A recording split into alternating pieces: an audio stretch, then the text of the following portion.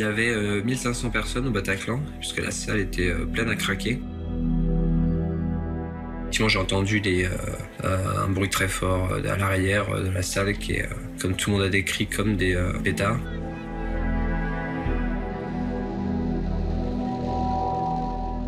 Rescapé du Bataclan, Alexis Lebrun est le porte-parole de Life for Paris, une association de victimes des attentats de novembre 2015. Et donc ouais, je me suis retourné. J'ai vu des étincelles effectivement au fond, et ouais, j'ai compris que c'était des armes à feu quand j'ai vu des étincelles. C'était l'heure et demie la plus longue de ma vie. Le temps est très distordu.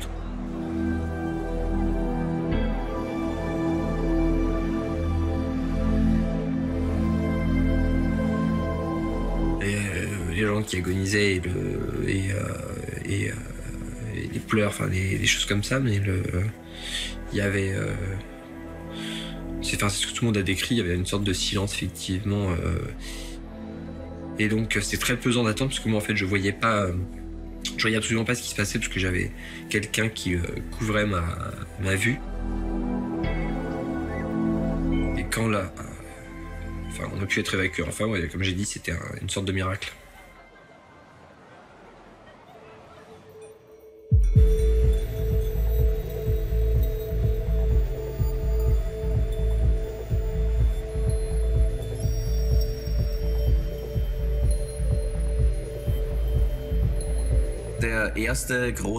Les attentats du 11 septembre sont les premiers qui m'ont vraiment marqué.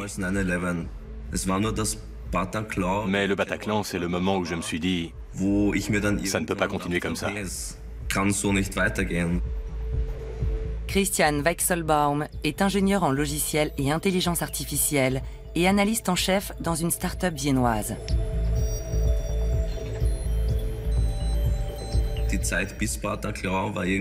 Avant le Bataclan, on se souvenait évidemment des attentats à Londres et à Madrid.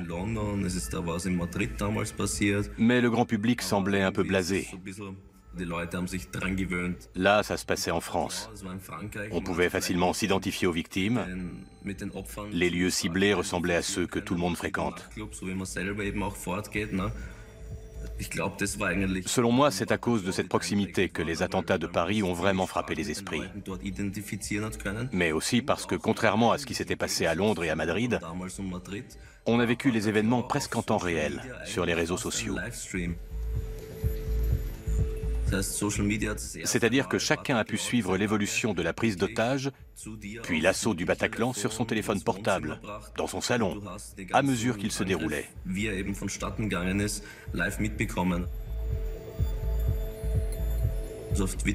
Sur Twitter, des Parisiens proposaient d'accueillir les anonymes qui cherchaient refuge. C'est aussi pour ça que cette soirée reste gravée dans les mémoires. Les drames précédents n'avaient pas été autant relayés sur les réseaux sociaux.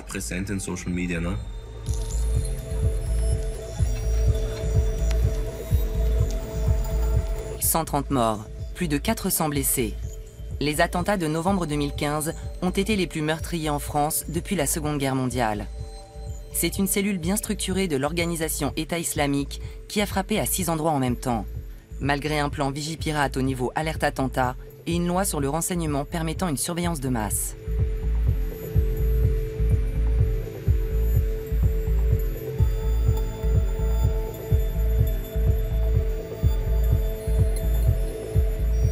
À l'époque, j'ai discuté sur un canal de la plateforme Slack avec des confrères qui travaillent sur l'apprentissage automatique, le machine learning et l'intelligence artificielle. On s'est demandé ce qu'on pourrait faire s'il n'y avait pas moyen d'exploiter la très forte présence de l'État islamique et des autres organisations terroristes sur les réseaux sociaux. On s'est dit, puisqu'on s'y connaît en apprentissage automatique et en traitement automatique du langage naturel, on dispose d'outils pour prévenir la radicalisation en ligne.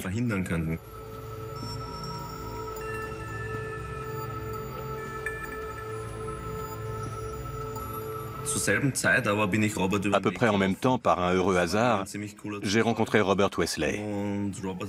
Il m'a expliqué qu'il venait de la lutte antiterroriste et qu'il cherchait un expert en apprentissage automatique. J'ai dit parfait.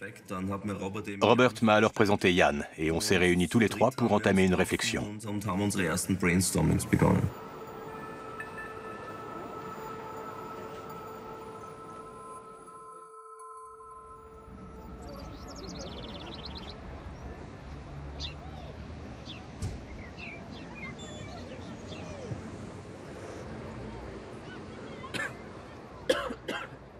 De façon assez ironique. 2 mois avant les attentats, quand j'étais chez moi, j'avais lu un article, enfin c'était une brève même à l'époque, et ils avaient sorti un papier disant, c'était le 19 septembre 2015, en 2 mois avant, et ils avaient sorti une brève disant les salles de concert visées par l'État islamique, et ils parlaient de quelqu'un qui avait été arrêté revenant de Syrie, qui avait été arrêté à l'été 2015, au moment où il y a eu l'affaire du Thalys, et qui avait été arrêté à son retour par les autorités françaises et qui avait expliqué qu'il y allait avoir effectivement, que les salles de concert étaient une cible. Et donc j'avais totalement halluciné devant ce papier, parce que il avait raconté effectivement au service de renseignement français qu'il avait été missionné par celui qui était considéré comme le commanditaire, l'organisateur un peu des attentats du 13 novembre, pour faire un attentat dans une salle de concert, et que donc, comme il voulait pas le faire, il était rentré lui à Paris. Mais donc il avait décrit aux enquêteurs le fait que ce cher organisateur avait demandé s'il était capable de faire un attentat dans un endroit où il y avait beaucoup de monde, par exemple une salle de concert de rock. 3 mois avant, il explique vraiment le mode opératoire, le type de salle visée, puisqu'il dit salle de concert de rock, et le même commanditaire que celui effectivement des attentats du 13. Donc ça a fait halluciner beaucoup de gens de découvrir ça à l'époque.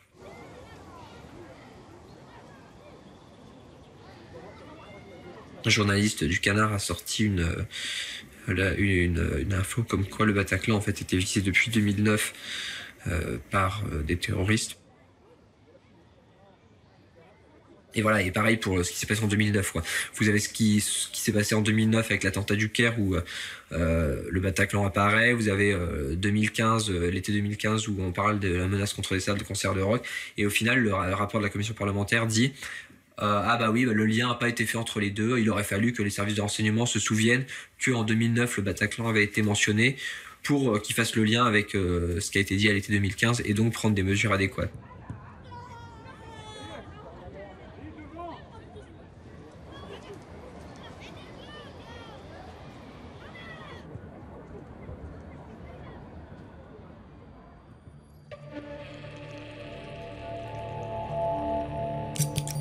Londres, Boston, Paris, San Bernardino, Bruxelles, Orlando, Nice, Würzburg, Ansbach, Saint-Étienne-du-Rouvray, Berlin, Londres à nouveau, Stockholm et Manchester. 14 attentats en Occident, 32 terroristes, 429 morts et 2472 blessés entre 2005 et 2017. Les armes, des explosifs, des armes à feu, des armes blanches, des camions et une voiture bélier. Âge des assaillants, entre 17 et 52 ans. Si leur origine est variable, 4 constantes se dégagent. Dans chaque attentat, l'un des auteurs au moins est déjà connu de la police. Dans chaque attentat, les attaques s'appuient systématiquement sur un réseau, même quand les médias avancent dans un premier temps la thèse du loup solitaire. Dans chaque attentat, les terroristes communiquent avec des moyens électroniques entre eux ou avec ceux qui les aident. Enfin, dans chaque attentat, leur empreinte numérique révèle toujours un processus de radicalisation. Avec tous ces éléments, comment expliquer que les services de renseignement n'aient pas vu venir les attentats?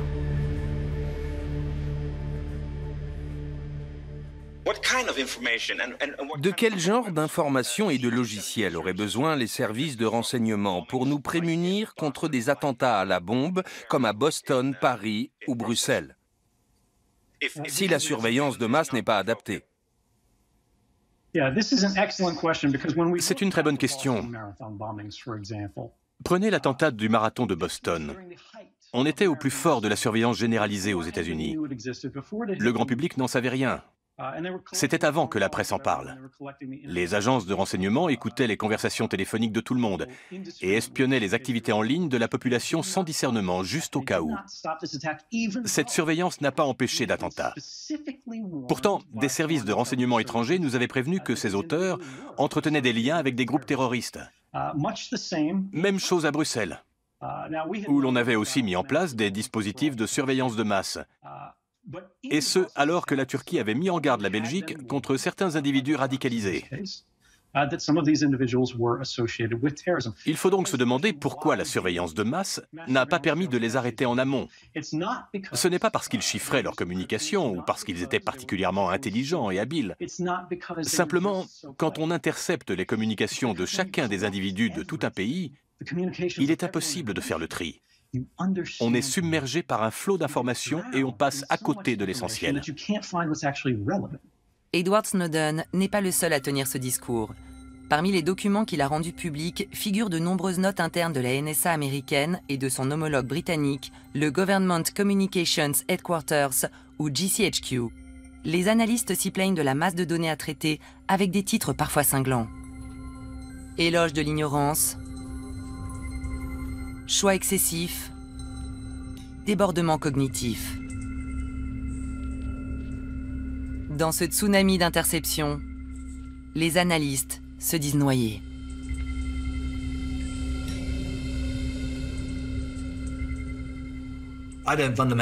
Sur le principe, je n'ai rien contre la surveillance de masse.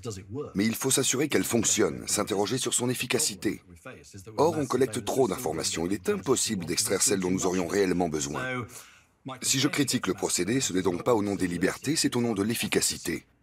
Le résultat n'est pas convaincant.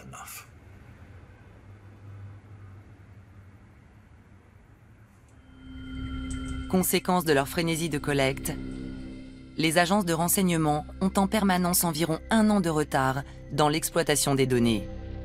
Ce qui laisse tout le temps aux terroristes de planifier et de concrétiser leurs attentats. À Nice, par exemple, l'ordinateur de Mohamed Boulel a révélé que l'intéressé mûrissait sans doute son projet depuis près d'1 an.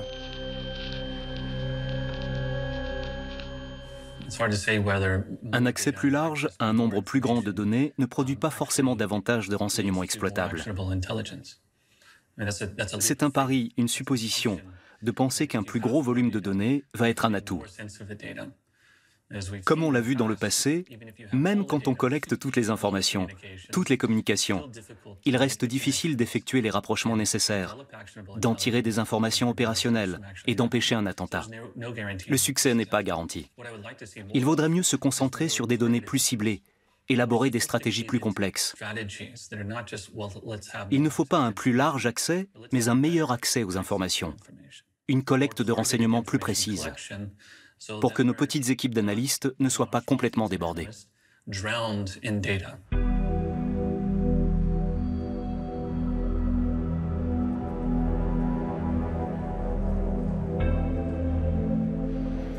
J'ai travaillé 8 ans dans la lutte contre le terrorisme nucléaire et auparavant dans l'antiterrorisme pour l'ONU. J'ai aussi créé Perspectives on Terrorism, la revue numéro 1 sur ces questions. Puis je me suis intéressé à l'analyse des réseaux sociaux et aux phénomènes de radicalisation en ligne.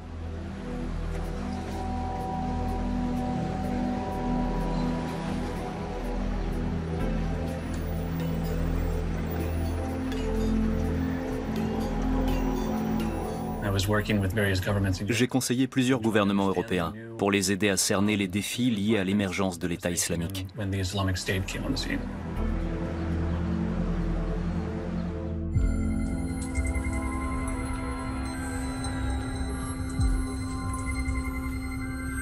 Daesh constitue une menace d'un type nouveau. L'organisation terroriste maîtrise l'art de capter l'attention des médias. Elle est réactive et très présente sur les réseaux sociaux.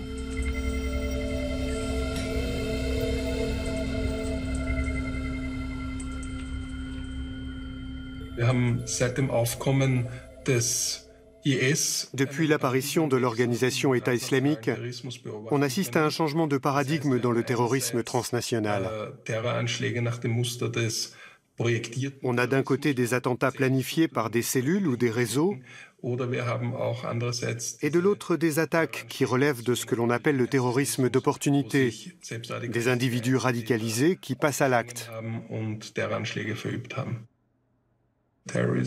Les terroristes veulent que tous les yeux soient braqués sur eux, mais pas nécessairement qu'il y ait beaucoup de morts. C'est une citation célèbre de Brian Jenkins. Leur priorité est d'attirer l'attention avec des moyens aussi simples que possible.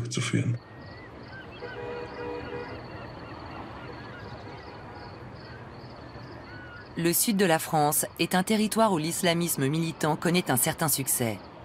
Cédric Maass, avocat et historien marseillais, est un spécialiste de la question. Il a contribué à fonder l'Institut Action Résilience, un think tank pluridisciplinaire sur le terrorisme. Il revient sur l'attentat sanglant qui a frappé Nice le 14 juillet 2016. Nice a la particularité d'être quasiment l'attentat parfait du point de vue des djihadistes. En ce qui concerne l'investissement, puisqu'il s'agit d'une initiative isolée, d'une personne qui n'était pas seule, elle était entourée de plusieurs autres complices qui ont été identifiés et qui l'ont approvisionné en armes et qui l'ont soutenu moralement et qui également lui ont promis de projeter eux-mêmes des attaques qui ne sont pas déroulées, puisque les derniers contacts par SMS entre l'auteur de cette attaque et ses complices sont de quelques instants avant le début de son attaque. Il a fait des repérages. Il faut savoir que le lieu de l'attaque n'est pas innocent, puisqu'il s'agit d'une opération de promotion de la ville de Nice à portée internationale, qu'il y a eu un certain nombre de nationalités parmi les décès, et ce qui a permis de donner à son acte le maximum de publicité, puisque sur les 86 morts, on compte plus d'une dizaine de nationalités différentes. Et donc nécessairement, ce que les djihadistes appellent le halo médiatique, donné à leur acte, leur permet le maximum de résonance dans les médias du monde entier. Également, le choix de la date n'est pas anodin. Il s'agit de frapper le jour de la célébration de la fête nationale française. Donc là encore, comme on l'évoquait, il s'agit aussi d'une volonté de se reconstruire une identité contre celle de l'identité nationale française. Ce qu'il faut savoir, c'est que les groupes terroristes comme l'État islamique ont diffusé largement, sur Internet notamment, les modes opératoires. Et donc, si on n'a pas encore de contacts avérés entre l'auteur et l'État islamique. D'ailleurs, dans ses revendications, l'État islamique parle de quelqu'un qui a suivi les recommandations, les appels qui avaient été lancés par son mouvement. Il n'en demeure pas moins qu'il a suivi vraiment tous les conseils qui ont été donnés, qui sont des conseils très pratiques, quel type de camion utiliser, comment le conduire pour faire le maximum de dégâts et tuer le plus grand nombre de personnes. Et ça, c'est diffusé très largement sur Internet, sur des magazines qui sont téléchargeables dans beaucoup d'endroits.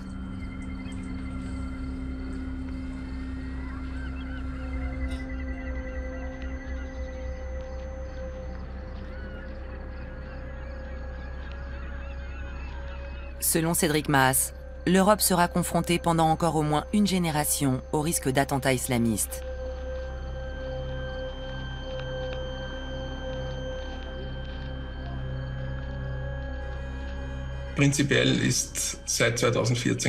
Depuis 2014, tout notre continent sans exception est menacé par le terrorisme islamiste transnational.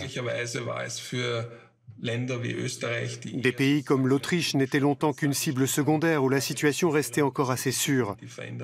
Mais ce temps est révolu. 300 résidents autrichiens sont partis faire le djihad en Syrie. Un certain nombre d'entre eux sont revenus. Il y a ici des groupes et des petites cellules, mais aussi des individus qui se sont radicalisés tout seuls et qui représentent un danger. Le nombre de personnes jugées dangereuses dans ce contexte en Autriche a rejoint la moyenne européenne. J'ai entendu dire qu'un attentat était prévu pour le 31 décembre 2015. Des terroristes isolés voulaient faire exploser des bombes pendant l'enregistrement du traditionnel concert du Nouvel An du Philharmonique de Vienne, rediffusé dans le monde entier. Fort heureusement, la coopération entre la police et les services de renseignement a permis de déjouer leur plan. Mais pour ce que j'en sais, il s'en est fallu d'un cheveu.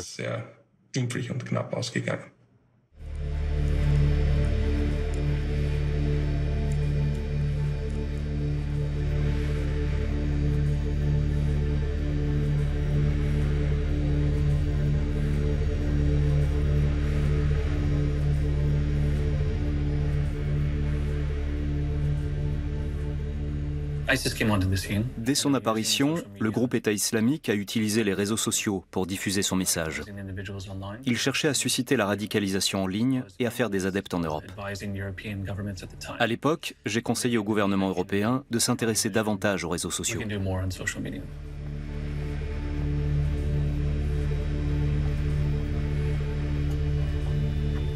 D'un point de vue technique, il s'agit d'analyser de très vastes réseaux.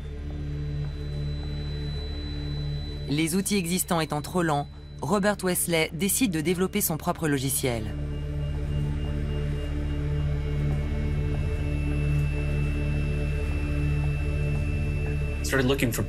J'ai commencé à recruter en 2015.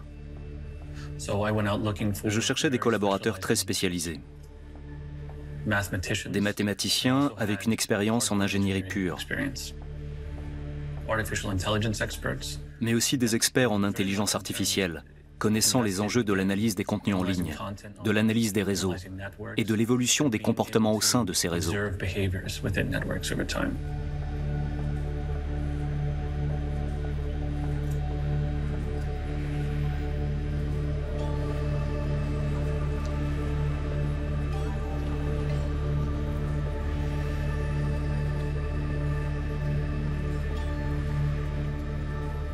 Robert Wesley, notre PDG, m'a contacté par LinkedIn. J'avais justement envie de changement.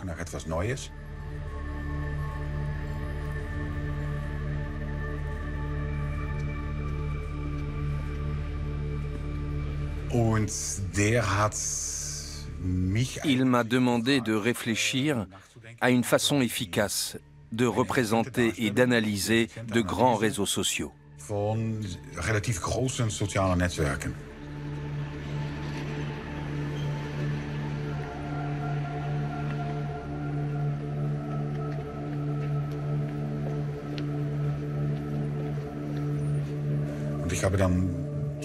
J'ai tout de suite essayé de traduire ça en termes mathématiques. Je lui ai proposé une méthodologie à l'occasion d'un déjeuner. Il m'a serré la main en me disant « Bienvenue à bord ».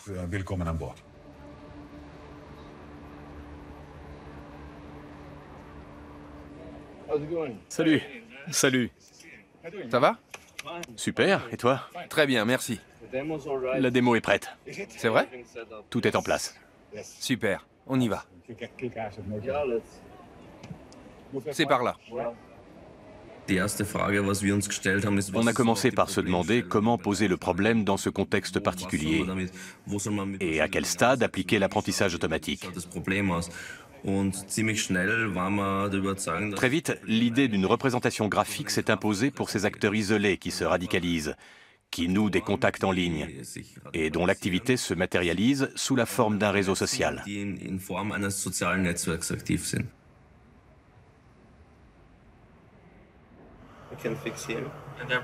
Ils sont liés.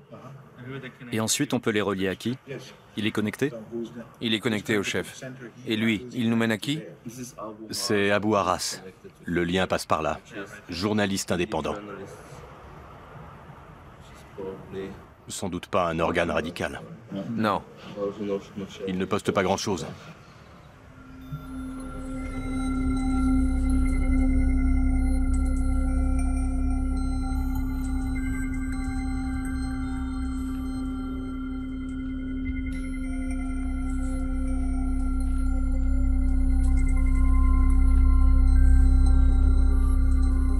L'auteur de l'attentat de Nice, Mohamed Boulel, était connu de la police pour des faits de délinquance. L'analyse de son téléphone a montré qu'il était en contact avec des djihadistes. Dans les jours précédant le 14 juillet 2016, il avait été vu au volant d'un camion blanc sur la promenade des Anglais.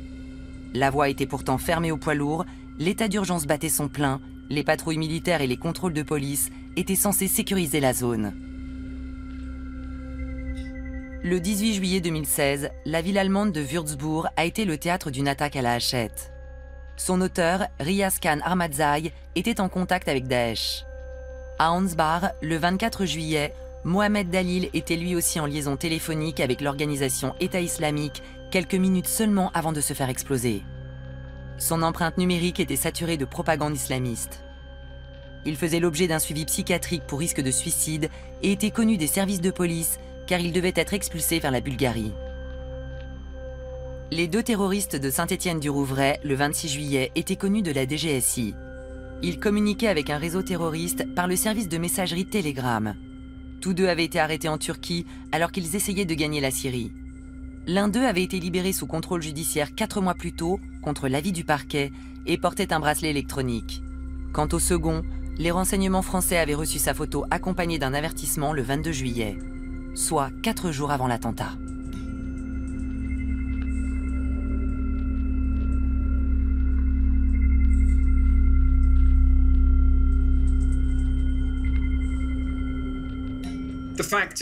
C'est un fait. Les terroristes de Paris et de Bruxelles étaient déjà connus des autorités avant qu'ils passent à l'acte. Et c'était aussi le cas d'une partie au moins des auteurs des attentats de juillet 2005 à Londres.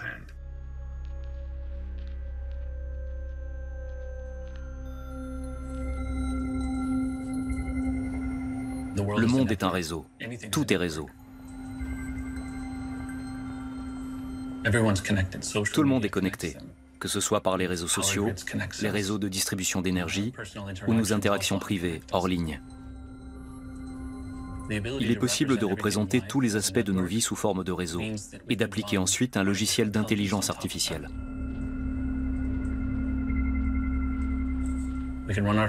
Cette technologie permet de repérer des éléments qui nous échappaient auparavant.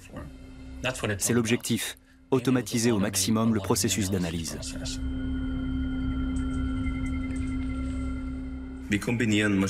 On associe l'apprentissage automatique, la théorie des graphes, mais aussi des algorithmes génétiques et des probabilités.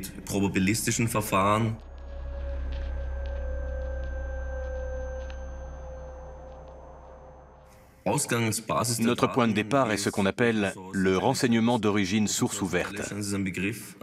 Cette expression désigne l'ensemble des informations disponibles au grand public sur le net. C'est le cas par exemple des méthodes de recrutement utilisées ouvertement par certains groupes radicaux.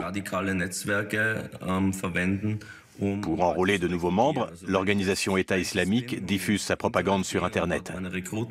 Ce qu'il met en ligne est accessible à tous, puisque son objectif est de toucher le plus vaste public possible. Ça, c'est du pain béni pour nous. Tant mieux si ces gens font du prosélytisme à visage découvert et tiennent des propos extrémistes. C'est comme s'ils disaient « Regardez, on est là, prenez nos données ». Il existe ainsi en ligne toute une communauté de sympathisants qui se réclament ouvertement de Daesh et qui se regroupent en réseau pour échanger publiquement par Twitter sur leurs projets, leurs idées et leur idéologie. C'est du renseignement d'origine source ouverte. C'est ce que nous analysons.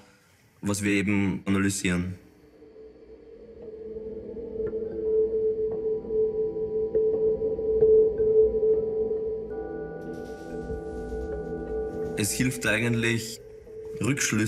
est très utile de pouvoir étudier les réseaux radicalisés sans devoir empiéter sur la vie privée des utilisateurs.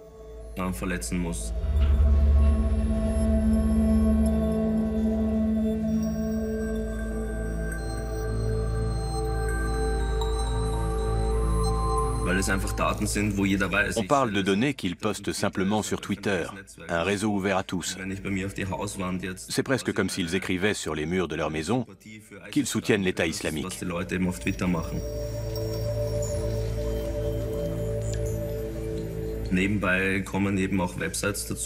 En complément, il y a aussi des sites web, des blogs et certains sites du Darknet.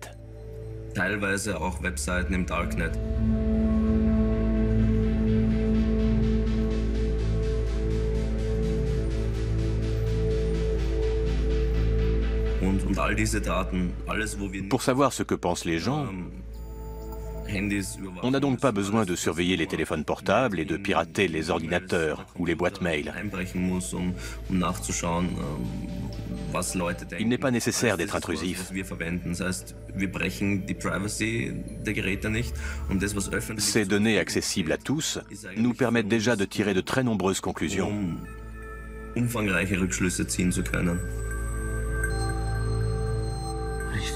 sieht gut. Ja. Charmcenter.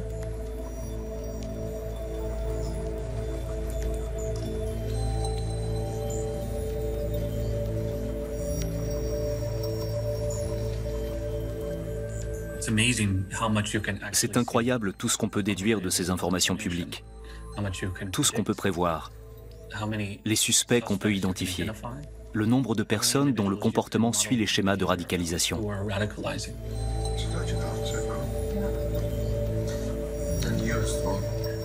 On a repéré comme ça plusieurs individus qui ont fini par être arrêtés en Europe 6 mois plus tard. On les avait identifiés parce qu'ils avaient cessé toute activité en ligne.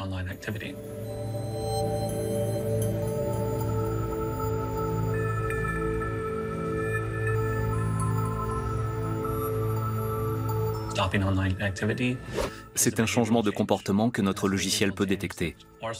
Il est alors possible de le signaler au pouvoir public pour les alerter. On ne sait pas ce que ça cache. L'utilisateur peut être en voie de radicalisation ou de déradicalisation. Il a pu aussi passer dans la clandestinité.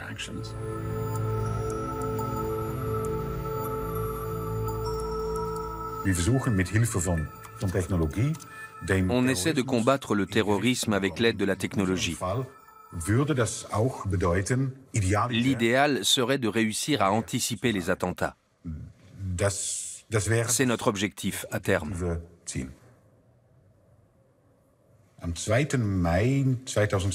Le 2 mai 2016, j'ai tapé les premières lignes de code de notre programme, dans une petite pièce vide, sans serveur, avec juste un ordinateur portable.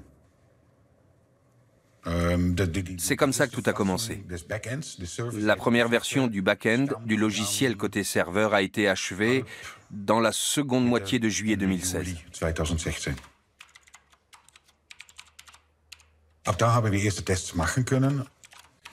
On a alors pu réaliser les premiers tests et constater que le résultat correspondait aux objectifs de conception qu'on s'était fixés.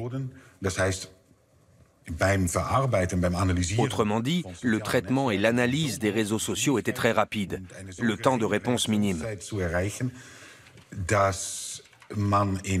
On pouvait accomplir pratiquement en temps réel, c'est-à-dire en quelques millisecondes, ce qui prenait jusqu'alors plusieurs minutes ou plusieurs heures. Ce que l'équipe de Vienne ignore à ce stade, c'est qu'une solution similaire avait été mise au point par le passé aux États-Unis dans un service de la NSA. À l'origine de cette initiative, Bill Binney, ancien directeur technique de l'agence. Mais son projet avait été mis en veille au pire moment, juste avant les attentats du 11 septembre 2001.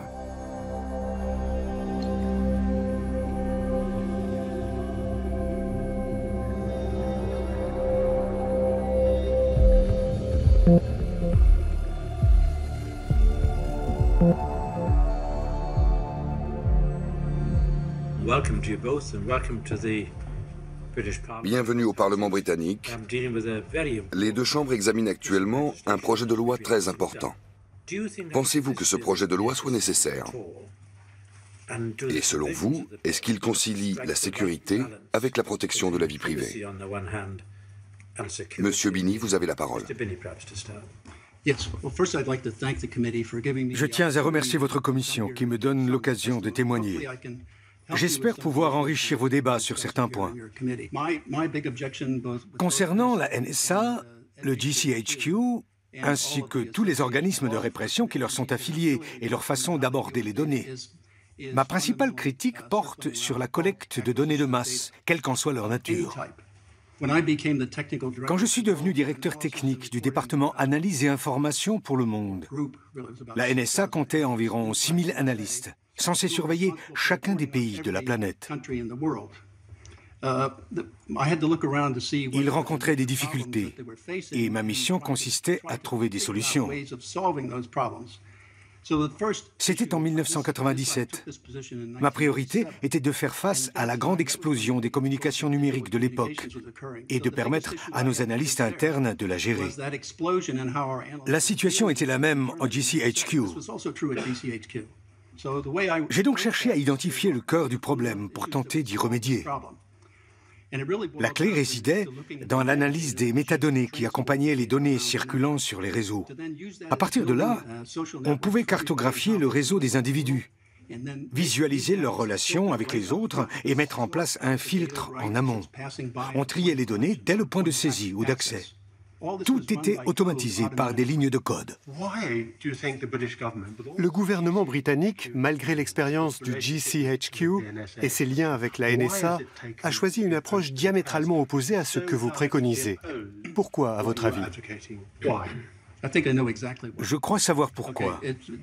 Il s'est aligné sur la NSA. La NSA a fait ce choix sous la pression des sous-traitants privés qui voulaient des marchés. Je l'accuse ouvertement d'avoir bradé la sécurité du peuple américain et du monde libre. La voilà la raison. Nous avons auditionné un certain nombre de membres des forces de l'ordre et des services de sécurité, des gens de terrain confrontés aux problèmes d'aujourd'hui, pas d'il y a 15 ans, et qui affirment avoir besoin de pouvoirs spéciaux. Vous êtes en train de nous dire qu'ils ont tort, qu'ils veulent nous induire en erreur. Tout à fait.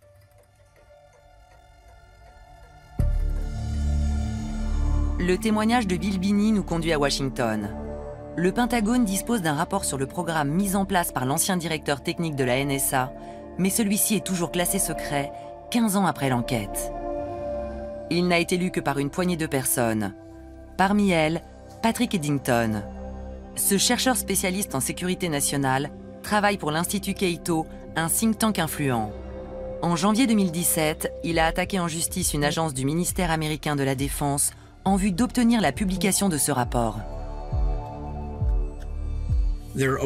Plus d'une centaine de paragraphes dans ce rapport sont caviardés. Pourtant, 80 d'entre eux environ ne sont pas classés confidentiels. Au printemps 2013, Patrick Eddington demande à accéder au rapport complet dans une salle de lecture sécurisée du Pentagone.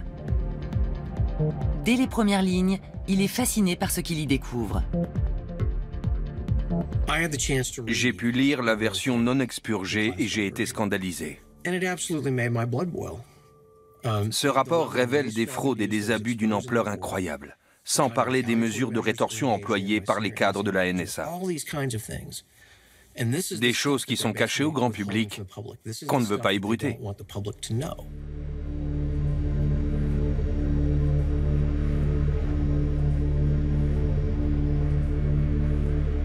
Qu'a donc ce rapport de si exceptionnel pour qu'on cherche à l'étouffer aujourd'hui encore, 15 ans après les faits, alors même que ce qu'il contient n'a jamais été classifié secret?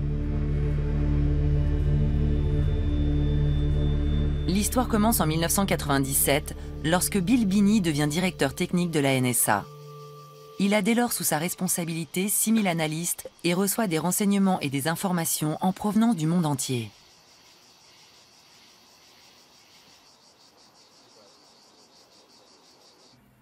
Ed Loomis, lui, dirige un laboratoire interne de la NSA créé par Bill Binney quelques années auparavant.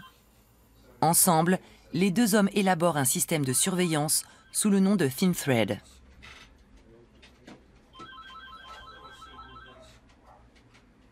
Vers 1997, quand je suis devenu le directeur technique de la NSA, donc pour ainsi dire le directeur technique du monde, j'ai pris conscience des difficultés que rencontraient les analystes de la NSA. Ils n'avaient pas les moyens de traiter les volumes de données considérables qui arrivaient chaque jour. J'ai donc élaboré une méthode afin qu'ils n'étudient que le strict nécessaire et que la masse de données à inspecter diminue, bref, que le problème devienne gérable et qu'ils puissent faire leur travail. Le principe du projet ThinThread était révolutionnaire. Il n'est plus question de collecter le plus d'informations possible avant de les trier avec des mots-clés. Le contenu même des conversations téléphoniques, des SMS ou des courriels importe peu. L'important est de savoir qui communique avec qui, quand, comment, où et à quelle fréquence. Ce sont donc les métadonnées qui sont au cœur du système. Grâce à cette méthode, Bill Binney avait déjà piraté le système de commandement militaire de l'Union soviétique pour le compte de la NSA dans les années 1970. Au début des années 2000, c'est Al-Qaïda qui est en ligne de mire. Début 2000, le projet ThinThread tournait sur 3 sites distincts et la priorité était l'Asie. Au même moment, George Tenet, le directeur de la CIA, voulait durcir la lutte contre le terrorisme. 2 ans auparavant, il avait diffusé une note auprès des agences de renseignement pour demander le relèvement du niveau de la menace terroriste, afin que les agences concentrent leurs efforts sur cette menace. ThinThread analyse le monde comme un maillage de relations entre des milliards d'êtres humains. Ces algorithmes isolent en quelques millisecondes les terroristes et leurs réseaux. Seules les données pertinentes sont transmises aux analystes, qui peuvent ainsi se concentrer sur l'essentiel.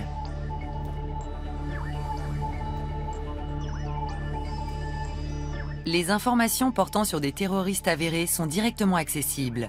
Celles qui concernent leurs contacts sont chiffrées, sauf si les soupçons à leur sujet se confirment. En fait, ThinThread était l'outil idéal qui garantissait aussi le respect de la vie privée.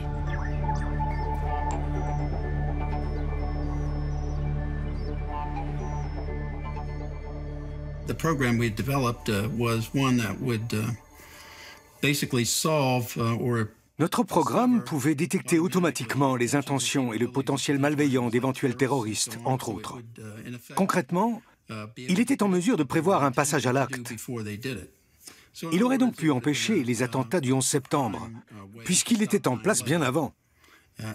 Il était pleinement fonctionnel près d'1 an plus tôt, et nous voulions le déployer plus largement. Le problème, c'est qu'il était en concurrence directe avec un autre projet sur la même problématique, que l'agence voulait faire financer par le Congrès. Un projet de plus grande ampleur et beaucoup plus cher, qui coûtait des milliards de dollars. La NSA devait donc tuer ThinThread, qui apportait déjà une solution, sans quoi elle ne pouvait plus justifier sa demande de financement. Il fallait que le problème subsiste pour qu'elle soit sûre d'obtenir ces milliards. C'est comme ça que notre programme est passé à la trappe. Ils l'ont enterré, sans même essayer d'exploiter nos résultats. Et ils ont obtenu les fonds qu'ils voulaient. Autrement dit, ils ont sacrifié la sécurité des Américains et du monde libre pour de l'argent.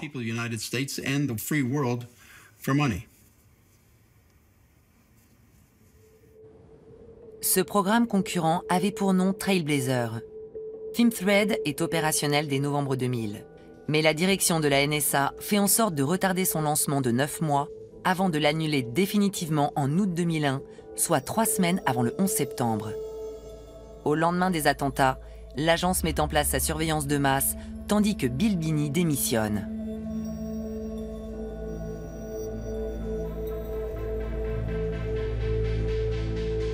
Un test effectué sur ThinThread début 2002 par Tom Drake, un ancien collègue de Bill Binney, montre que la NSA avait effectivement dans ses bases de données des informations concernant les terroristes du 11 septembre.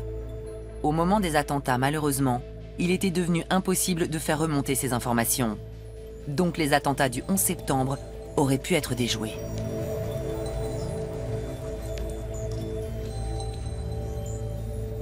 Bill Binney et ses collègues portent plainte contre la NSA, ce qui déclenche une enquête du Pentagone. Tom Drake, encore employé à la NSA, fournit aux enquêteurs ses dossiers et ses documents concernant ThinThread. Le rapport achevé en 2005 est immédiatement classé secret par le ministère de la Justice.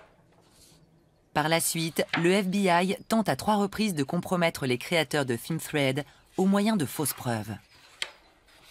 À chaque fois, Bill Binney parvient à mettre au jour la supercherie. En représailles, Tom Drake est poursuivi pour espionnage, au prétexte qu'on a trouvé des documents confidentiels en sa possession.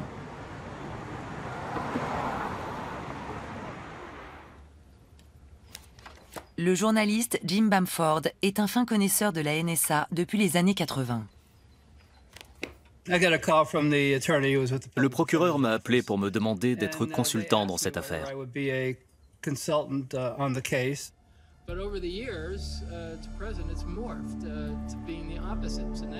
Jim Bamford découvre que les documents en question ont été classés secret défense a posteriori, comme si l'on cherchait à envoyer Tom Drake derrière les barreaux.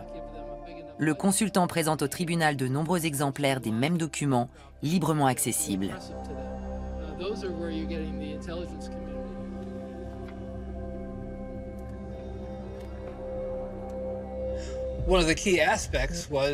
Je voulais absolument savoir si ces documents étaient réellement confidentiels. Je tenais à déterminer la réalité de ce classement. J'ai passé plusieurs mois à explorer les archives publiques. Et à ma grande surprise, j'y ai retrouvé à peu près tous les documents incriminés. Peu de temps après, les poursuites ont été abandonnées. Mais ce qu'il faut retenir, c'est que les pouvoirs publics ont mis en cause quelqu'un qui n'avait rien à se reprocher.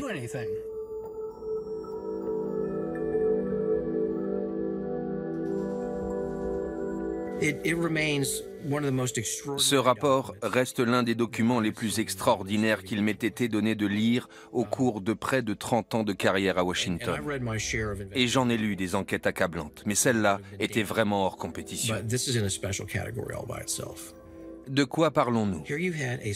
D'un petit groupe de spécialistes dévoués du renseignement électromagnétique, à l'origine d'un système révolutionnaire et très peu onéreux, qui aurait permis d'intercepter les pirates de l'air du 11 septembre avant qu'ils ne passent à l'acte.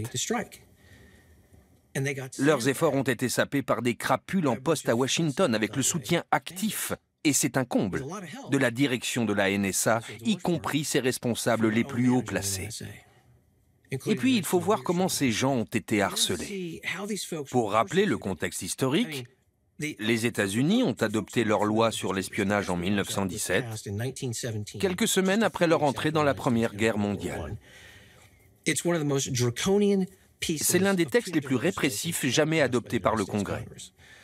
Il était spécifiquement conçu pour poursuivre de vrais espions, à l'époque des individus soupçonnés de collusion avec les nazis contre les États-Unis. Le fait que cette loi ait été utilisée contre des gens qui essayaient d'éviter des attentats contre notre pays est plus que scandaleux. C'est obscène. Les responsables de ces manœuvres n'ont jamais été inquiétés ou condamnés. Personne ne leur a demandé des comptes.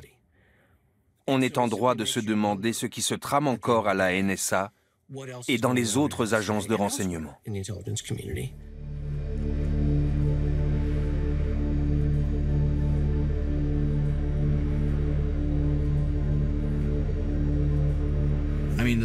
L'approche de ThinThread reste valable aujourd'hui encore. Nous l'avons indiqué dans les 21 recommandations que nous avons adressées au président et au Congrès, ainsi qu'aux États membres de l'Union européenne. Nous avons conseillé au gouvernement, à la NSA et aux autres services de renseignement de s'inspirer des principes mis en œuvre dans notre programme. Est-ce que ThinThread reste la solution? Oui.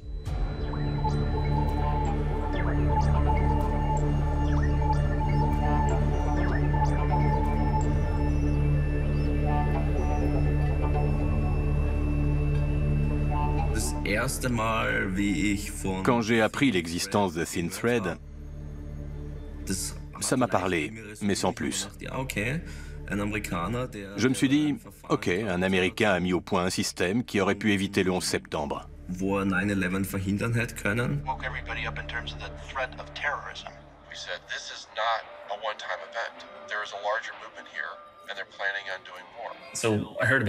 La première fois que j'ai entendu parler de Bill Binney, c'était en novembre 2016. Personne dans mon équipe n'avait connaissance de ce programme ou de ses concepteurs. On a tout de suite été frappés par les ressemblances avec nos propres travaux.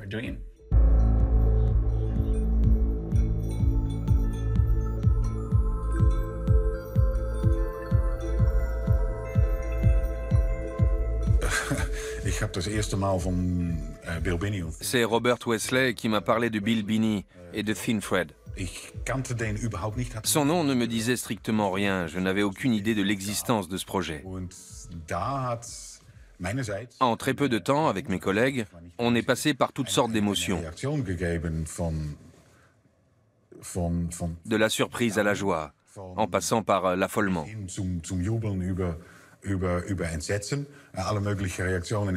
On a compris que sans qu'on nous l'ait demandé, Sans connaître Bill Binney et sans avoir jamais vu son travail, on avait créé FinFred 2.0. This is 2000, February the 13th. So you're really spanning half a year. Yeah, you're spanning a year. It's really so, and the little, the highest resolution there, the tiny bars. Yes. So we're talking about. What is it interesting? This looks like it's labeled by Julian.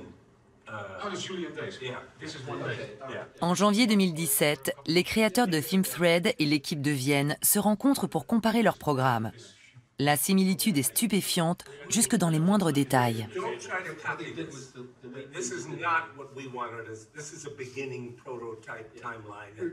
La start-up de Robert Wesley recrute Bill Binney et son ancien collègue Kirk Wiebe comme conseillers. À eux deux, ils cumulent 60 ans d'expérience au cœur de la NSA.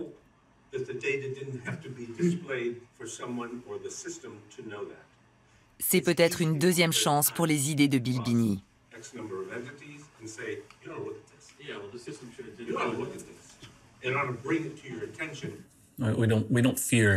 Ce qui s'est passé avec FinFred ne nous fait pas peur. Selon nous, le scénario ne se répétera pas. Nous sommes convaincus qu'un changement s'amorce. On commence à comprendre qu'on peut faire de la surveillance ciblée, de façon rapide, efficace et sans gaspillage, avec d'excellents résultats. On cherche une aiguille dans un monde plein de bottes de foin. FinFred nous aurait permis d'éviter de construire pour rien des data centers à 2,2 milliards de dollars comme celui de l'Utah. On y stocke le contenu de toutes les communications de la planète, y compris des États-Unis. Ça n'a aucune utilité.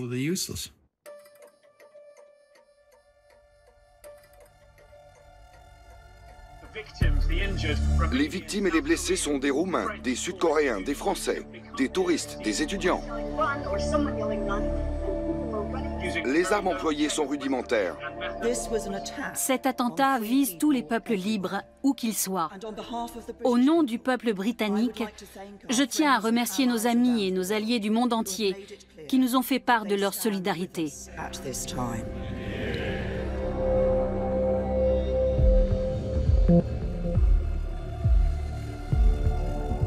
Le Parlement britannique n'avait pas suivi les recommandations de Bill Binney. En novembre 2016, il adopte une loi qui accroît le pouvoir d'investigation des agences de renseignement britanniques. Cette loi fait du Royaume-Uni le pays le plus surveillé du monde occidental. Même la Chine s'en inspire pour renforcer son propre régime de surveillance. Malgré ce nouveau texte, le pays est touché par des attentats sanglants au printemps 2017. À Westminster en mars, puis à Manchester en mai. Leurs auteurs étaient connus de la police. Les parlementaires britanniques ne sont pas les seuls à avoir fait le choix d'une législation musclée sur le renseignement. Ces dernières années, de nombreux pays ont adopté des lois similaires, notamment la France, l'Allemagne, l'Autriche et la Suisse.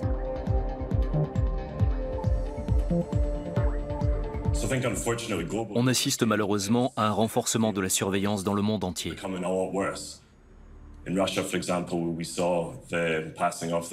La Russie a par exemple adopté la loi Yarovaya, qui confère au gouvernement des pouvoirs étendus en matière antiterroriste. La France vit toujours sous l'état d'urgence. Les lois de surveillance en Allemagne ne vont pas non plus dans le bon sens. C'est une tendance mondiale, une surenchère. Et ce, alors qu'on espérait parvenir à une réforme de la protection des droits de l'homme dans le domaine de la surveillance étatique. Si ces méthodes sont impuissantes dans la lutte contre le terrorisme, pourquoi s'entêter ? De nombreuses raisons peuvent pousser les gouvernements à se doter d'un tel arsenal. C'est une convergence d'intérêts.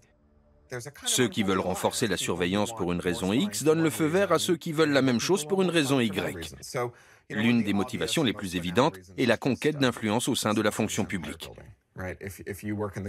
Si vous parvenez à étendre les prérogatives de votre ministère, vous obtenez plus de budget, plus de visibilité à long terme, plus de ressources humaines, une place plus centrale dans l'organigramme gouvernemental. C'est un gain de pouvoir sur la durée.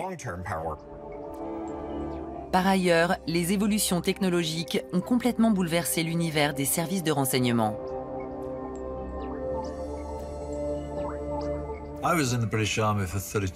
J'ai passé 32 ans dans l'armée britannique et j'ai vu la nature du renseignement évoluer au fil de ma carrière.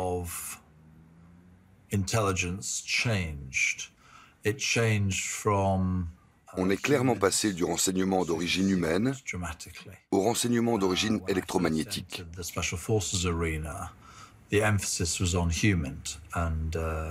Quand je suis entré dans les forces spéciales, on misait sur l'humain.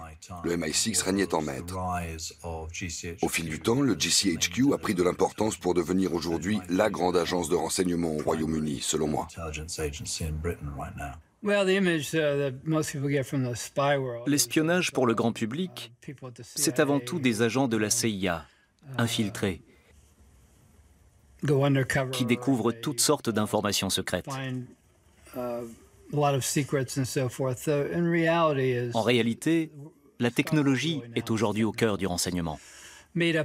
On a d'une part la NSA, qui multiplie les écoutes partout dans le monde et qui est sans doute devenue le plus grand organe de renseignement de la planète. Et d'autre part, la NGA, l'Agence nationale du renseignement géospatial, qui analyse l'imagerie satellite enregistrée partout dans le monde. On a comme ça des milliards de photos et des milliers de kilomètres de films, pris par des drones au Moyen-Orient et par des satellites. Et la CIA gère essentiellement des drones de nos jours.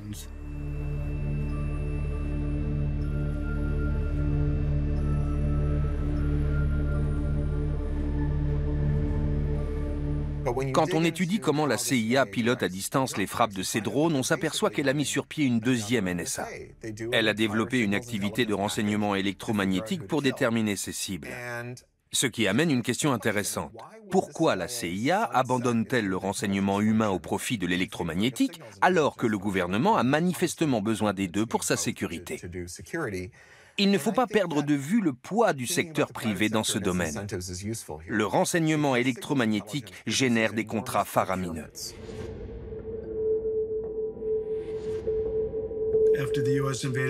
Après l'invasion de l'Irak par les États-Unis en 2003, le scandale des mauvais traitements des prisonniers d'Abu Ghraib détenus par les Américains a éclaté. Des citoyens étaient appréhendés pour être interrogés par l'armée américaine. Il s'avère que beaucoup d'entre eux ont été systématiquement victimes de sévices, notamment sexuels. Ces interrogatoires étaient pour beaucoup menés par une société privée, Khaki International. Ça m'a choqué qu'une entreprise fasse des profits en interrogeant des prisonniers ennemis.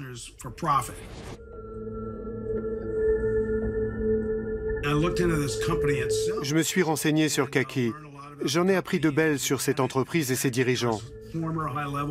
Elle employait d'anciens hauts gradés de l'armée américaine comme conseillers. Il y avait beaucoup d'anciens militaires au poste d'encadrement et la société entretenait des liens étroits avec le ministère de la Défense. À partir de là, j'ai voulu savoir pourquoi et comment une si grande part des activités de renseignement avait été externalisée. J'ai enquêté sur d'autres agences, au-delà du ministère de la Défense, pour savoir où étaient implantés les sous-traitants privés et ce qu'ils faisaient.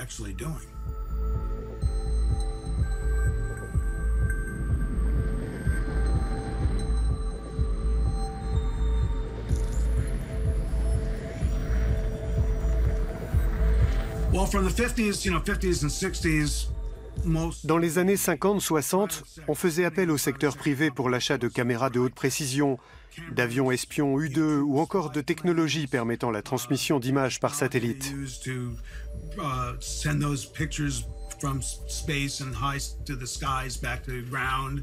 Pendant la guerre du Vietnam, les États-Unis ont commencé à développer la sous-traitance, notamment pour la logistique. On sait qu'une compagnie aérienne travaillait ainsi pour la CIA en Indochine. Ça s'est poursuivi dans les années 80. On expédiait des armes par avion aux Contras du Nicaragua, aux armées soutenues par les États-Unis en Amérique centrale. Puis l'affaire Iran-Contra a éclaté et a mis le gouvernement Reagan en difficulté. Un avion privé avait été abattu au Nicaragua, et quand on a appris l'identité du pilote, on a pu identifier la compagnie qui l'employait. Elle était liée à des personnalités haut placées dans l'administration qui lui versaient des fonds.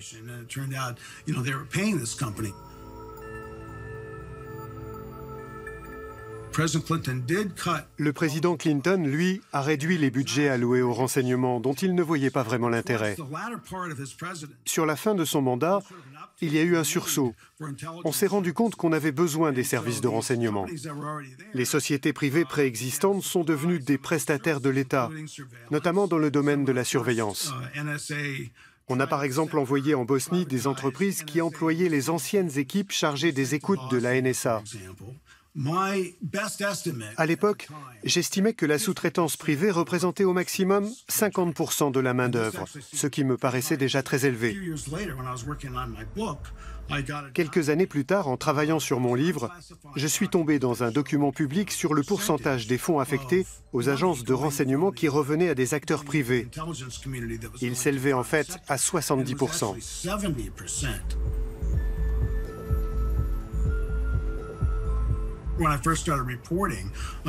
Quand j'ai commencé à publier des articles sur la privatisation de la NSA, j'ai interviewé quelqu'un qui y travaillait.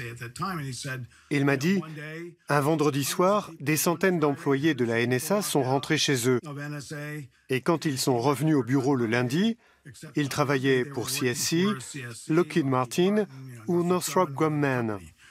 Et ils portaient des badges au nom de ces sous-traitants.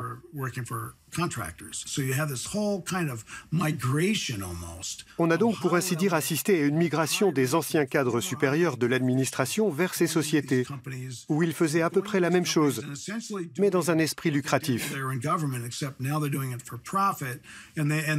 Ils connaissaient les projets des agences et leur budget prévisionnel à 5 ou 10 ans. C'était un atout précieux pour leur nouveau patron.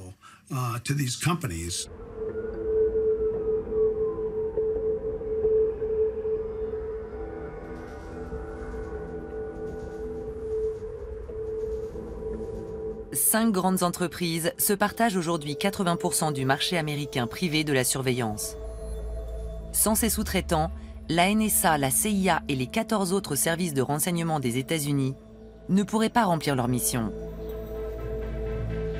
Les grands groupes privés ont mis la main sur le secteur. Ils entretiennent des liens étroits avec la Silicon Valley et Wall Street.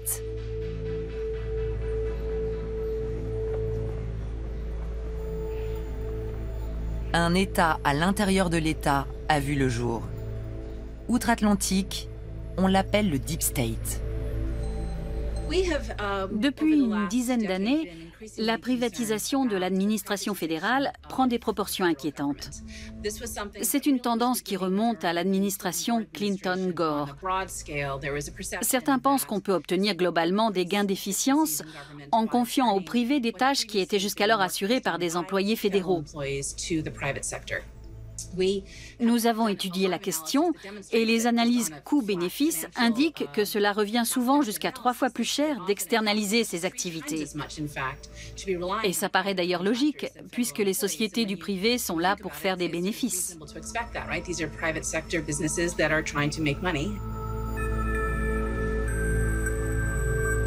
La surveillance de masse est un marché énorme.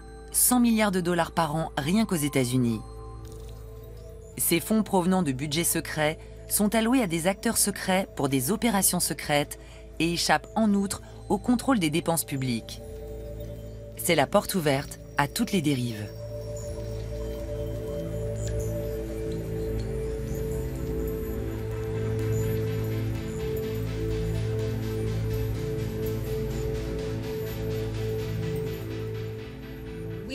Depuis longtemps, nous répétons qu'il s'agit souvent de corruption légalisée, des comportements qui ne sont peut-être pas illégaux, mais qui sont discutables.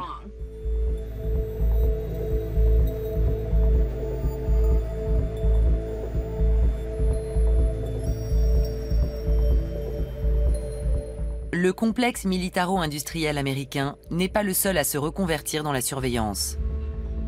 Chercheur indépendant spécialisé dans les questions de sécurité, Ben Hayes a retracé les efforts de la Commission européenne pour mettre en place un complexe similaire sur le vieux continent.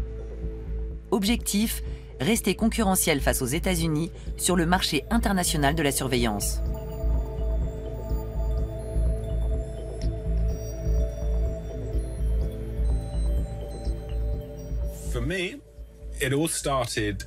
Pour moi, tout a commencé en 2003, quand la Commission européenne a annoncé de but en blanc la création de ce qu'elle a appelé un groupe de personnalités. Sa mission était de conseiller l'institution sur une stratégie de recherche en matière de sécurité. Le contexte était le suivant.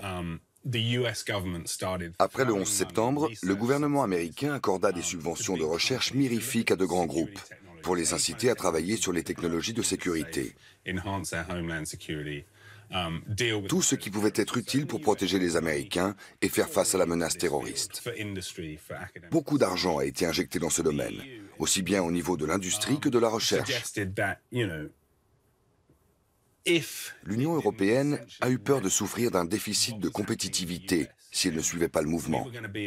Le secteur privé américain allait prendre la tête de ce qui s'annonçait déjà comme une industrie mondiale extrêmement lucrative. Ça posait en outre un problème de sécurité, puisque les Européens risquaient de se retrouver dépendants des achats de technologies israéliennes, chinoises ou américaines.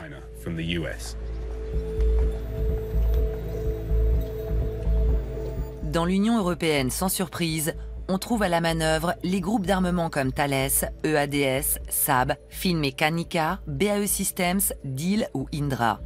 Mais aussi les géants des télécommunications et des technologies de l'information comme Ericsson ou Siemens.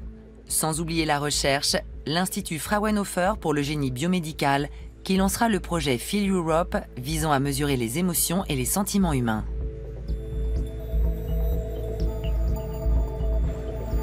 Des capteurs pilotés à distance, associés à un système de vidéosurveillance et à des bases de données, doivent permettre de détecter le comportement soi-disant fébrile des terroristes prêts à passer à l'acte dans l'espace public.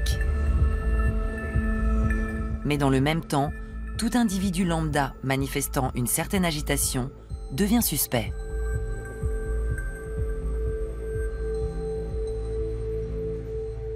Il faut encourager la compétitivité industrielle. C'était le cœur de leur message. La sécurité intérieure va devenir un secteur essentiel et un marché énorme. Il faut subventionner la base industrielle européenne.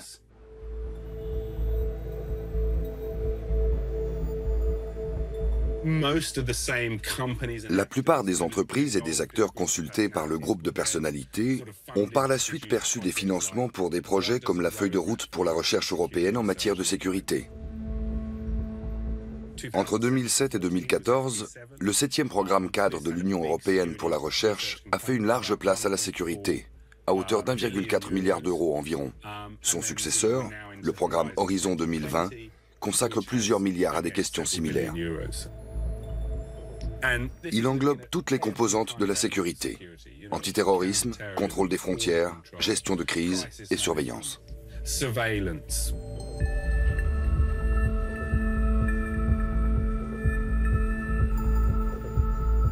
Les répercussions vont bien au-delà de l'industrie de l'armement. Un institut de recherche autrichien spécialisé dans le traitement des données photographiques perçoit désormais des subventions de l'Union européenne uniquement pour des projets liés à la surveillance. Auparavant, il travaillait sur la restauration de vieux films.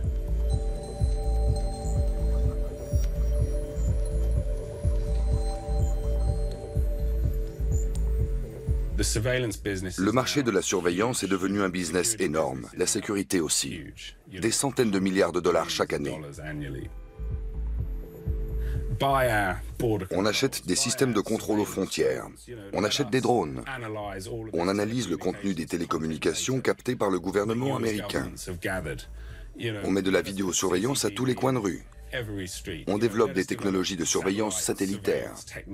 C'est un secteur gigantesque.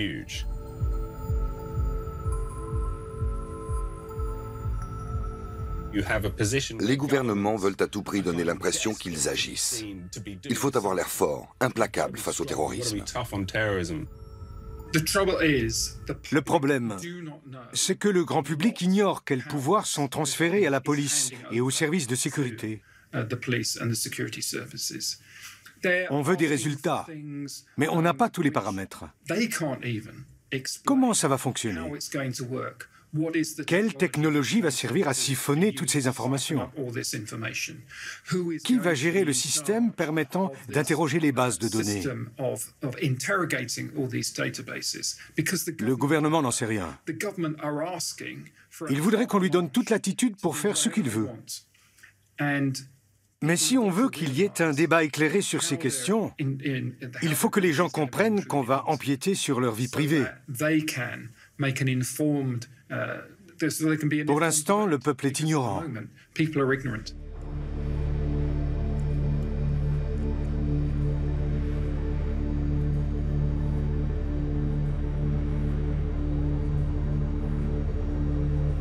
Pourquoi s'obstiner à accroître la surveillance de masse alors que l'on connaît sa faible efficacité dans la lutte contre le terrorisme?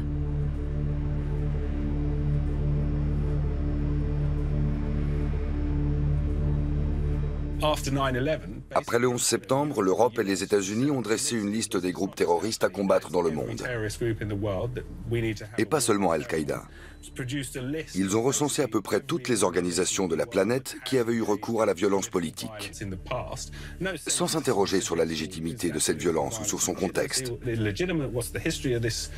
Ils ont tout mis dans le même panier en décrétant « Voilà une liste, il est désormais pénalement répréhensible de soutenir ces organisations. On ne va pas dialoguer avec elles, on va geler tous leurs avoirs et punir leurs sympathisants. » Ces décisions ont été prises en l'absence de tout débat démocratique.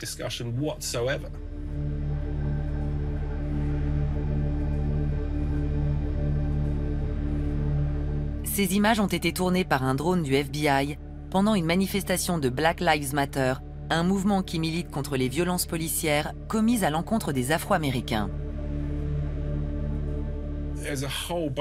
Depuis le printemps arabe, les travaux de recherche se multiplient. Et ils nous apprennent que ces révolutions spontanées ont pris tout le monde par surprise. Aux États-Unis, le mouvement Occupy s'est lui aussi organisé du jour au lendemain. On ne l'avait pas vu venir, et il a rapidement disparu. Soudain, les manifestants organisaient des sit-ins dans des lieux emblématiques. Les agences de renseignement se sont dit « Il faut qu'on essaie de prévoir ces choses-là ».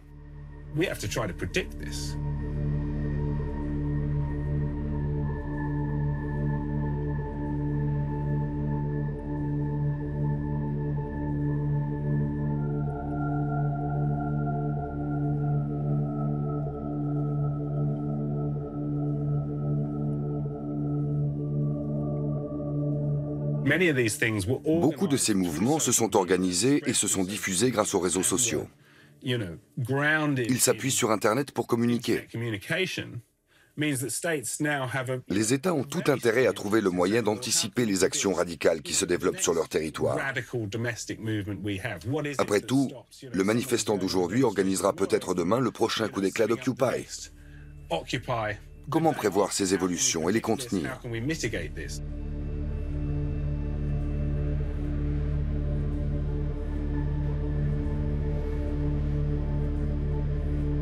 Black Lives Matter n'est pas le seul mouvement dans le collimateur de l'État américain. L'entreprise italienne Hacking Team a ainsi piraté les téléphones des dirigeants du mouvement Occupy à la demande de la police new-yorkaise. Les membres du Tea Party ultra-conservateur sont également surveillés, tout comme les militants pacifistes ou les opposants à la fracturation hydraulique.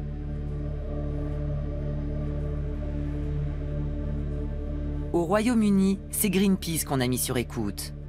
En Autriche, certains défenseurs de la cause animale furent considérés comme des terroristes.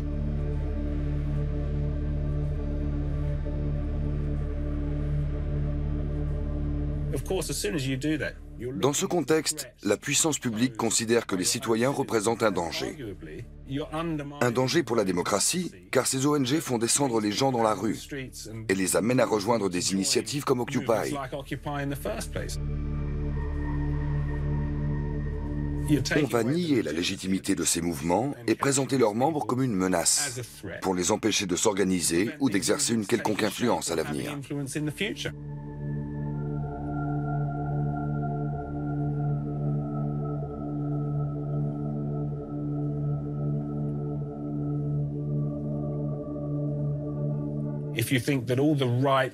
Nos droits, nos libertés et toutes ces choses merveilleuses ne sont pas tombées du ciel. Ils sont le fruit de mouvements comme ceux-là, qu'on parle du droit de vote des femmes ou de la réforme de la police.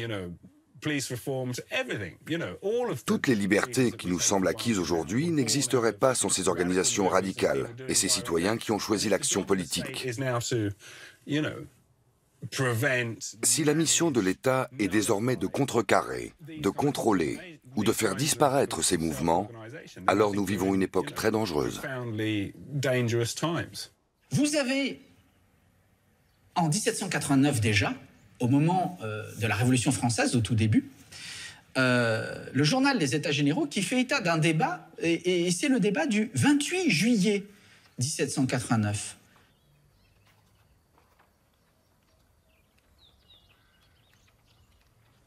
Un paquet de lettres est saisi par une milice, une garde nationale bourgeoise, et va être transmis à cette Assemblée nationale. La question de l'Assemblée nationale va poser le 28 juillet, c'est de savoir qu'est-ce qu'on fait de ces correspondances. Est-ce qu'on s'autorise, pour assurer la sécurité publique, à les intercepter ou à les ouvrir? La violation d'un secret est un crime et la sûreté publique... À cette époque, les parlementaires ont préféré préserver ces libertés nouvelles, ces libertés publiques, cette volonté de lutter contre l'absolutisme et les risques de déviance autoritaire par rapport à la sécurité publique.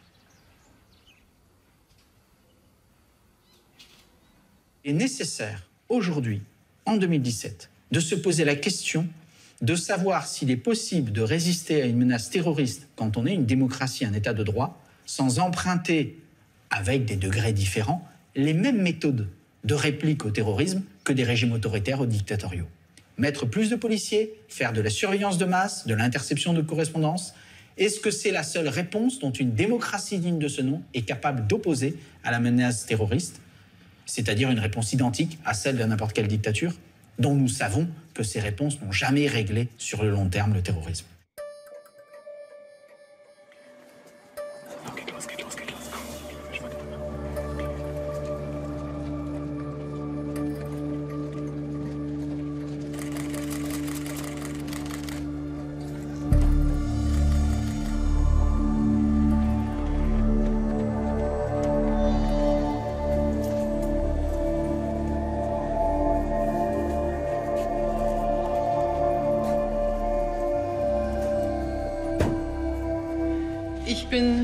Comme des millions de personnes en Allemagne, je suis horrifiée, choquée et profondément attristée par ce qui s'est passé hier soir à Berlin. Wir haben gegen 20 Uhr einen tragischen Unfall hier auf dem Weihnachtsmarkt am Breitscheidplatz erlebt. In kürzester Zeit sind Feuerwehr und Polizei mit einem Großaufgebot am Platz, versorgen die Verletzten. Wir haben erst gemerkt, dass Leute weggerannt sind, dann bin ich dahin gerannt. Das ist natürlich eine wirklich dramatische Situation. Die Polizei hat bestätigt, dass es sich bei dem toten Beifahrer um einen der nach 3 Handsterben im Krankenhaus und niemand kann begreifen, warum. Tous les détails de cette attaque ne sont pas encore connus. Mais au vu de ce que nous savons, nous pouvons parler d'un acte terroriste. L'attentat du marché de Noël de Berlin en décembre 2016 révèle cruellement les dysfonctionnements de la lutte antiterroriste. C'est la chronique d'un désastre annoncé avec une accumulation d'indices et d'avertissements criants. L'auteur de l'attentat, Anis Amri, est connu comme islamiste depuis 2014. D'abord en Italie, puis dans tout l'espace Schengen à partir de juin 2015. Résidant en Allemagne à partir de juillet 2015, il est en contact avec le groupe salafiste d'Abu Wallah à Hildesheim. Dès novembre 2015, l'Allemagne a connaissance de ses intentions terroristes. En décembre 2015, Anis Amri est mis sur écoute. Il cherche des instructions pour assembler une bombe et propose ses services de kamikaze. En septembre et octobre 2016, les services secrets marocains préviennent les autorités allemandes que le jeune homme a des contacts avec Daesh. Le 8 novembre 2016, le démantèlement du groupe de Hildesheim conduit à l'arrestation d'Abu Wallah et de 4 de ses complices. Dès le surlendemain, Anis Amri est personnellement en contact avec l'État islamique. Il filme sa déclaration d'allégeance sur son téléphone portable. Désormais, il obéit directement à l'organisation terroriste. Le 14 décembre, il est classé officiellement comme très dangereux par la police allemande. 5 jours plus tard, le 19 décembre, il commet son attentat. Recherché dans toute l'Europe, Anis Amri quitte Berlin pour gagner Emmerich aux Pays-Bas. Il traverse ensuite la Belgique et la France pour se rendre en Italie. Partout, la vidéosurveillance enregistre son passage mais ne déclenche aucune alerte. Anis Amri est arrêté par hasard à la suite d'un contrôle de routine le 23 décembre à 3 h du matin à la gare de Sesto San Giovanni dans la banlieue de Milan. Lorsque les policiers veulent inspecter son sac à dos, il ouvre le feu et finit par être abattu.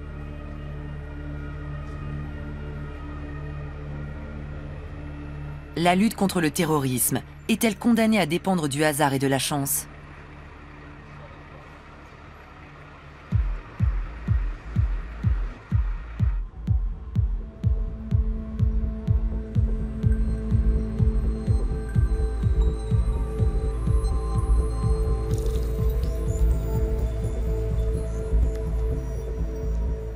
Après un an de travail, l'équipe de Vienne a parachevé son logiciel. Il est temps de le tester en analysant le réseau de l'État islamique en Allemagne, en Autriche et en Suisse, à partir de données accessibles à tous.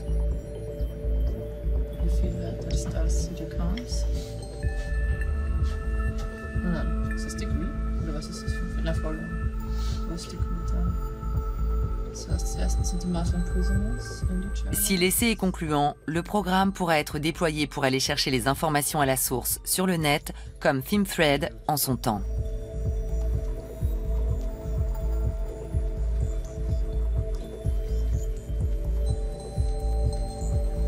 Les individus repérés sont anonymisés, leurs noms sont remplacés par une suite de chiffres et de lettres.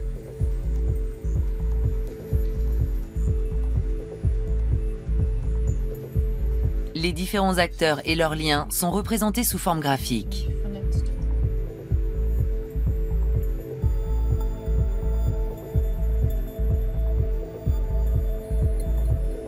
Plus la personne considérée a d'influence, plus son cercle est grand. Plus elle compte de relations, plus son réseau est dense. Il est possible de sélectionner un individu et d'accéder d'un clic de souris à son profil sur un réseau social donné.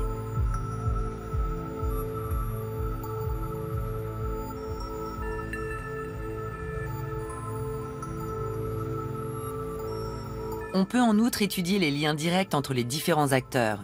Dans leur profil figure notamment leur degré de proximité avec les chefs d'un réseau, ainsi que leurs relations avec les autres membres. Une visualisation géographique est également disponible. Voici par exemple un membre d'un réseau qui se trouve à Raqqa en Syrie, bastion du groupe État islamique.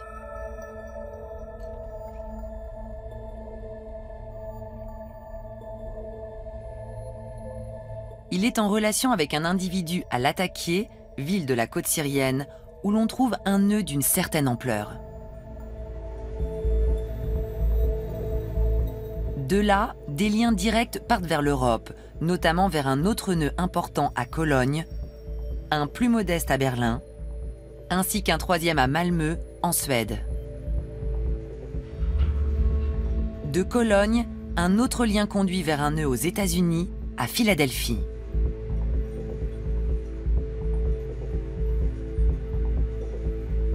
D'autres relations directes relient Philadelphie à la Syrie.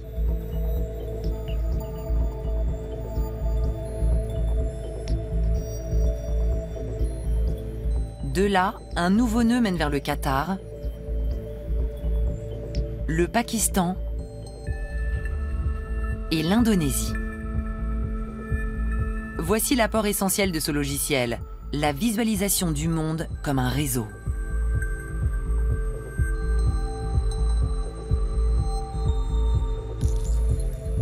Les données sont par ailleurs consultables sous forme de liste, ce qui permet de classer les différents acteurs en fonction de leur dangerosité.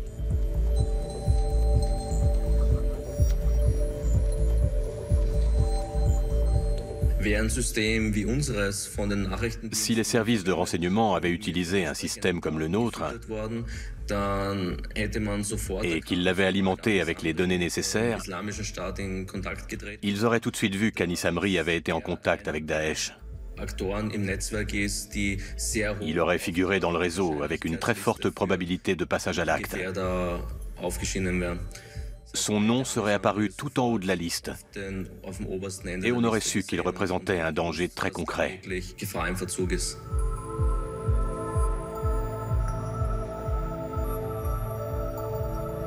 Ces concepteurs savent cependant que leur logiciel risque d'être détourné à d'autres fins.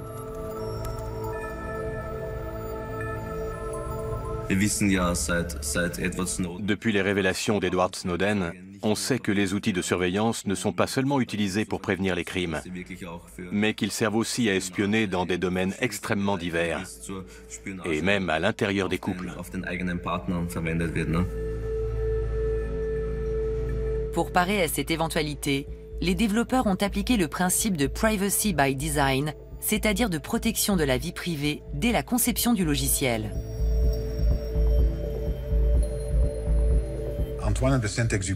Antoine de Saint-Exupéry, qui était non seulement écrivain mais aussi aviateur, a beaucoup écrit sur la technologie. Il s'est demandé ce qui rendait une technologie vraiment sûre. C'était un problème crucial dans l'aéronautique. Qu'est-ce qu'une bonne technologie bien conçue? Sa réponse, la technologie vraiment sûre et bien pensée, c'est celle qu'on peut oublier. Quand on est passager à bord d'un avion, on ne doit pas se préoccuper de l'état des réacteurs.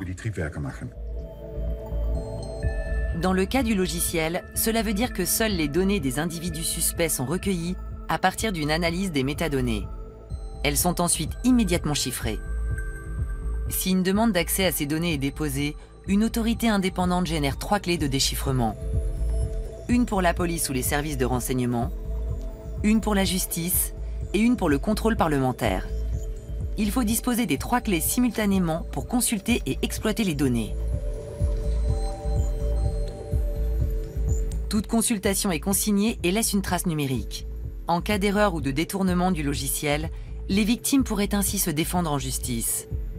Le processus se déroule en une fraction de seconde et il est intégralement automatisé à partir de critères bien définis. Une solution antiterroriste tenant compte à égalité de la sécurité et du droit fondamental au respect de la vie privée semble désormais à portée de main. Tout dépend maintenant de l'usage que feront les gouvernements de cet outil. Il permet de repérer les menaces très en amont, c'est une chose. Mais on peut imaginer des actions de suivi très variées. Est-ce qu'on envoie un travailleur social?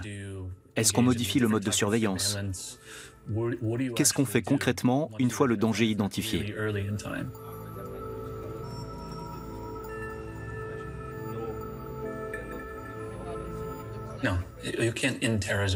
On ne vaincra pas le terrorisme par la technologie.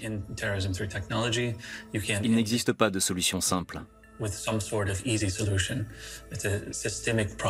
C'est un problème systémique qui n'est pas apparu du jour au lendemain il y a 10 ans. Certains de mes collaborateurs n'étaient même pas nés quand il a émergé. Il existe depuis longtemps et il n'est pas prêt de disparaître. C'est un mélange de facteurs sociaux, religieux et individuels. Les gens sont en colère pour différentes raisons et certains se tournent vers le terrorisme pour arriver à leur fin. C'est une stratégie. Ils croient participer à un combat d'avenir. Et tant que ça marche, ils continueront de l'utiliser.